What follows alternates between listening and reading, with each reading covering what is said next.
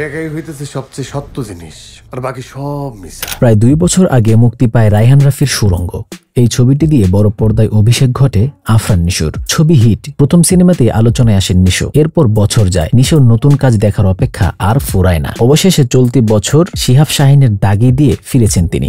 নিশোর কাছে তাই প্রথম প্রশ্নটা তার লাপাত্তা থাকা নিয়েই। নিশো বলেন, আমি তো লুকায় ছিলাম না, সবার সামনেই ছিলাম। সিনেমা নিয়ে আমার নিজস্ব একটা ভাবনা আছে। পরিকল্পনা যাই হোক না কেন, নির্দিষ্ট সময়ে আমি আমার দর্শকদের সামনে আসতে চাই। সবকিছুই যে আগে থেকে তাদের জানিয়ে দিতে হবে সেটা আমি বিশ্বাস করি না। স্বভাব সুলভ ভঙ্গিতে নিশো আরো বলেন, দাগি ছাড়াও তার আরও কাজ চূড়ান্ত হয়েছে, সেটাও জানাবেন সঠিক সময়ে।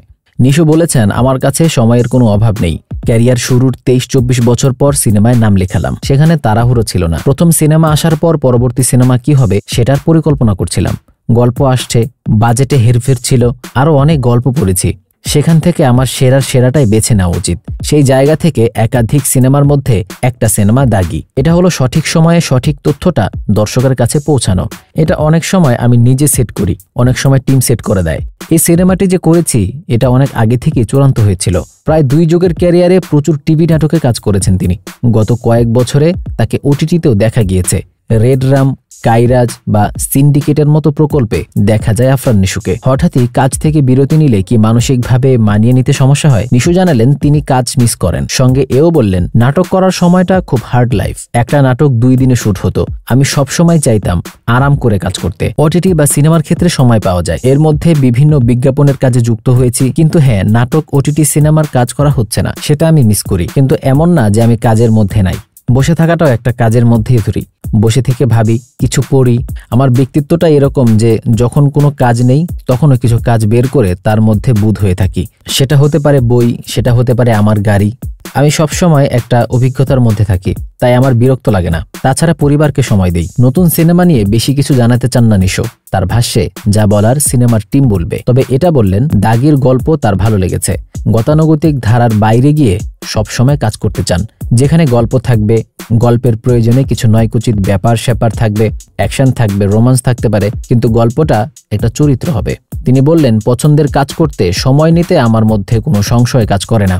ভালো কিছুর জন্য অপেক্ষা করতে হয়। আমি তো শুধুমাত্র শুরু করলাম। একটা সিনেমা করেছি, সেটার প্রতিক্রিয়া খুব ভালো। মাঝে অনেক পরিকল্পনা হয়েছিল, সেগুলো কি সেটা অন্য সময় বলবো। কিভাবে আবার নতুন গল্প পেলাম, সেই গল্পটা কার সঙ্গে করার কথা ছিল, সেখান থেকে কোনটা পিছিয়ে গেল, ইত্যাদি ইত্যাদি। আমি মনে করি যা হচ্ছে সঠিক সময় হচ্ছে। এতটুকু আস্থা আমার ভক্তরা রাখেন বলেই আমার বিশ্বাস।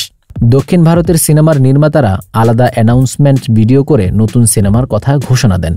দাগির ঘোষণাও এসেছে সেভাবে, বড় আয়োজন করে, যা বেশ প্রশংসিত হয়েছে।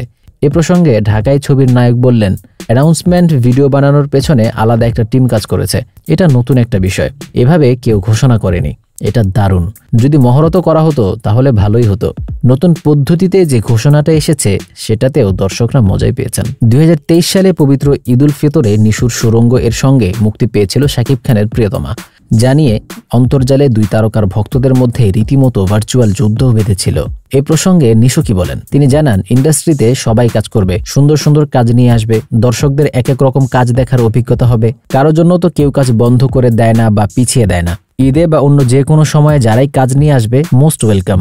নানান চমক দিয়ে নতুন কাজগুলো যদি না আসে তাহলে দর্শকদের রুচি কিভাবে পরিবর্তন হবে? শুধু আমার কাজ আসবে সেটা আমি কখনোই চাই না। ভালো প্রতিযোগিতা না থাকলে ইন্ডাস্ট্রি আগায় না। সাম্প্রতিক প্রকাশিত ছবিগুলোতে নিশুর লুকের একটা বদল দেখতে পাচ্ছেন ভক্তরা। তার বড় চুল কি দাগির জন্যই করা কিনা? নিশো বললেন, এটা দাগির চুল না, এটা একটা ক্যারেক্টার। দাগি একটা চরিত্র, সেই চরিত্রের প্রয়োজনে চুলটা বড় রাখা। তিনি আরো জানালেন, চরিত্রটি বেশ জটিল। ছবিতে তাকে বেশ কয়েকটি লুকে দেখা যেতে পারে।